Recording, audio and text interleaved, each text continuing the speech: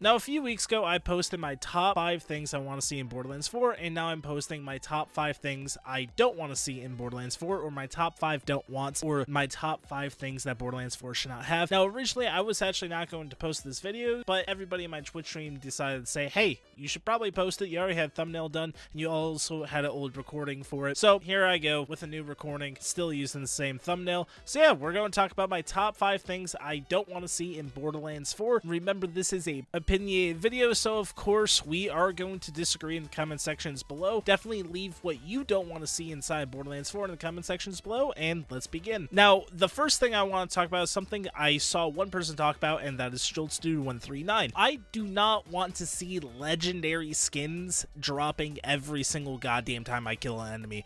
Honestly, the legendary skins were kind of cool inside Borderlands 3, but I feel like if they keep on dropping, nobody really wants them. So I would say maybe allow them to drop once you unlock them for every single character, then that's when you can stop dropping them inside the game. I feel like everybody would appreciate that, because how many times have you been trolled by a legendary from Grave Ward, or really any other boss for that matter, and then it's a legendary trinket, legendary skin, legendary echo skin, everything like that. It is absolutely insane that Gearbox decided to add these in, and then also allow them to continuously still drop after we unlock them. So again, I feel like if we just took away the whole I'm going to keep on dropping after I unlock them, and then just, you know, they disappear after you unlock them, I feel like that would be a good change. So of course, coming in at number 5, really no in particular order for this video, we have no legendary skins slash trinkets slash echo skins slash customization items dropping after you unlock them. Now let's move on to number 4. Now coming up next, I have something that I have seen a lot of people talk about.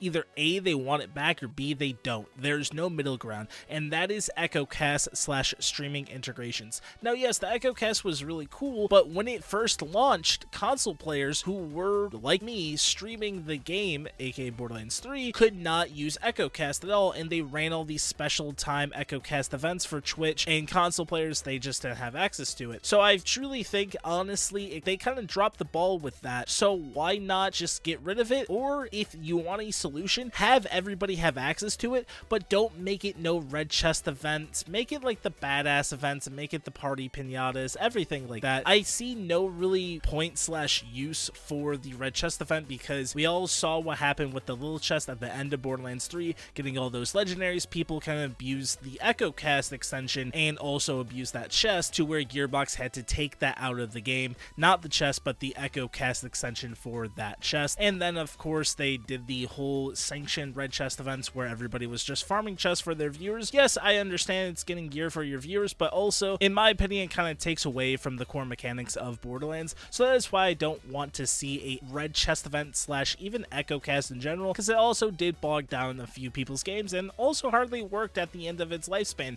So for that reason, number 4 is no EchoCast slash streaming integrations. I would love to see maybe just the party pinata come back, or maybe a little thing that said, hey, by the way, this person is streaming on your friends list. That would be cool. But again, let's move on to number 3. Again, this list is in no in particular order. I'm just saying the numbers so you guys can follow along a lot easier. Now let's begin with number 3. Now coming in at number 3, this has actually been highly contested, at least on my Twitch stream, twitch.tv/BZK25. A little second self promo plug right there. Sorry, I know I'm fucking cringe. Anyways, let's move on. For number 3, I really don't want super high endgame levels, i.e. Chaos level 100. So yes, Wonderlands is a truly beautiful game, and I do really like Wonderlands in general, but the Chaos 100 was way too high for me, and honestly way too high for a lot of people, except if you had friends. See, I don't have friends, so I would have to go at this solo. If you have friends, you know, pull up a YouTube video, watch it together, and then also just grind out to Chaos 100. I feel like that would be a lot more enjoyable. But if you're a solo player like me, or a solo content creator like me,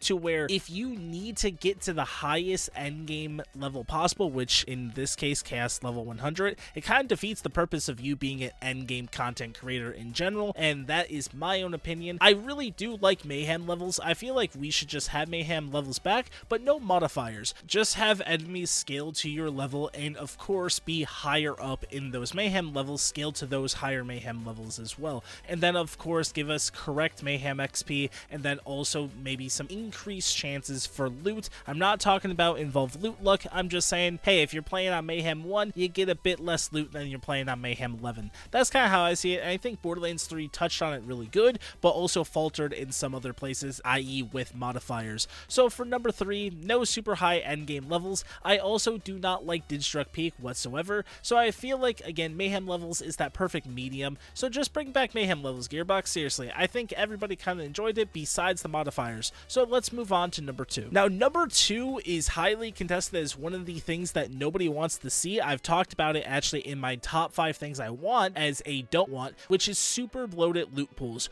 Why in God's green fucking earth does Agonizer have like 13,000 fucking drops? It is insane to me that Gearbox took one boss, threw 18 items at it, and said, here's all your endgame loot, go have fun with that one boss. Honestly, spread out the loot. I know Borderlands has always talked about, oh, this game has billions and billions of guns, and I completely understand that, but at the same time, it also has a lot of bosses. You know how many bosses in Borderlands 3 people still don't fucking know about that don't actually have any dedicated loot sources? It's just all world drops at that point. Just give them their own dedicated source. It again boggles my mind that Gearbox decided not to do this, but give, you know, Grave Ward, Agonizer, both Tron, super bloated loot pools, and then just said, hey, these are the 3 bosses you want to farm for early game slash end game loot. Go have fun, along with the world drop chance, which we all know that was kind of bullshit to begin with. But again, I don't want to see super looted loot pools. I don't think anybody wants to see this. I feel like if everybody did a top 5 don't want, people would have this either in the number 2 or number 1 spot. Now let's move on to number 1. Now before I do get to number 1, I do want to say this is the hottest take I have ever had in Borderlands history. Now yes, I understand that I have posted a few shitpost videos like the max level video, the Maggie video, the Sandtalk video, predatory lending video, and the flood video. Definitely go check all those out. Again, they're funny shitposting videos that I post in satire. This hot take is not satire whatsoever. Now let's move on to number 1. Now coming at number 1, I don't want to see pearls inside Borderlands 4. There, you can click off the video right now and probably dislike the video because I said this, but also, you know, maybe listen to me for a little bit here. Now let's sit by the campfire with good old BZK25 and talk about how every single Borderlands 2 pearl besides the Butcher suck complete ass. Now yes, of course everybody is probably saying,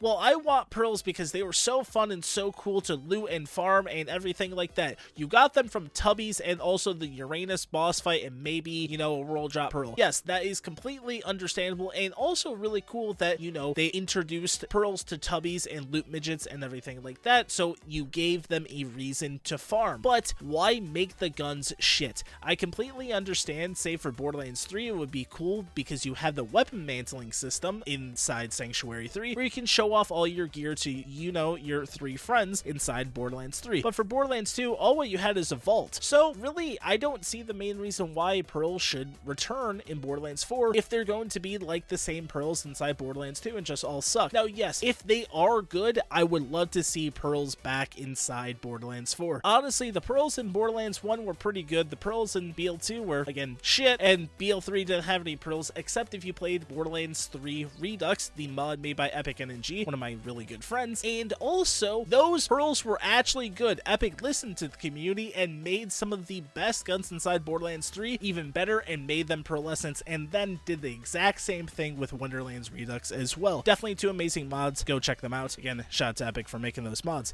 So that is why I truly don't want pearls to come back unless if Gearbox actually makes them good. I completely understand the whole end game looting run that you want to get all these pearls so you can say that I got them all, but if you're not going to use them, what's the point even having them inside the game? So again, with that being said, that's my top 5 things I don't want to see in Borderlands 4. Now of course, this is all subject to change. The game hasn't even had the trailer yet, so I could be talking on my ass right now and they could add all these things in here and I will still be happy. Truly, I want Borderlands 4 to be the best Borderlands game in the entire world. So without further ado, my name has been BZK25 over here on YouTube, BZK25 over there on Twitch, and I'll talk to you guys in the next one. I love each and every single one of you. Never forget that. And I just want to say thank you so much for the support recently. We recently hit 1,480 subs to the YouTube channel, and then also we're so close to hitting 6,000 followers on Twitch. Now, of course, with that being said, I already said my name. Go follow me all over those social medias. I don't know why I did a quick pause right there. Probably because I suck at recording.